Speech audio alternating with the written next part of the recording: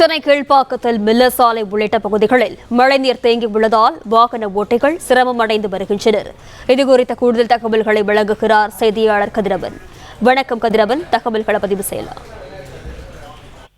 சென்னையில தொடர்ந்து பெய்து வரும் மழையின் காரணமாக முக்கிய சாலைகள் மற்றும் தாழ்வான பகுதிகளில் மழைநீரானது தேங்கியிருக்கிறது. அதனை அகற்றும் பணிகளை மாநகராட்சி ஊழியர்கள் ஈடுபட்டிருந்த போதிலும் தொடர்ந்து மழையின் காரணமாக இந்த மழைநீரானது தேங்கியிருக்கிறது.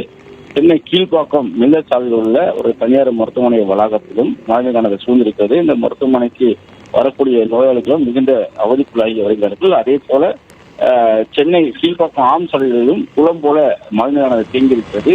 மழைநீரில் தட்டுப்படியே வாகனங்கள் மற்றும் ஆட்டோக்கள், கார்கள் போன்ற வாகனங்கள் செல்லக்கூடிய நிலையை ஏற்பட்டிருக்கிறது. முகப்பு விலக்கு வெளியிட்டபடி இந்த வாகனங்கள் சென்றிருக்கிறது.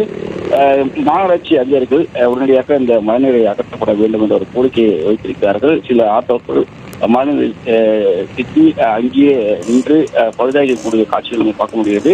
அடுத்த அறிவிக்கிற உதவியுடன் அந்த ஆட்டோக்கள் தடை செய்யக்கூடிய காட்சிகள் நம்ம பார்க்க முடிகிறது.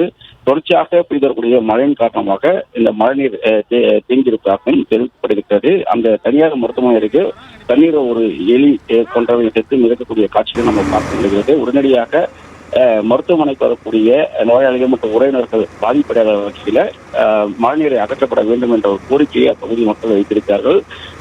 தொடர்ந்து மழைநீர் தேங்கக்கூடிய பகுதியாக இருப்பதாகவும் மழைநீரை மோட்டார் மூலமாக அகற்றிய போதிலும் தொடர்ச்சியாக மழையின் காரணமாக தண்ணீர் தேங்கியிருப்பதாகவும் மழை 2 மணி நேரத்தில் தண்ணீர் தேங்காமல் அகற்றப்படும் என்றும் மாநகராட்சி அதிகாரி தரப்பில் தெரிவிக்கப்பட்டிருக்கிறது. தற்போது தண்ணீரை அகற்றும் பணியில் மாநகராட்சி ஊழியர்களும் ஈடுபட்டிருக்கிறார்.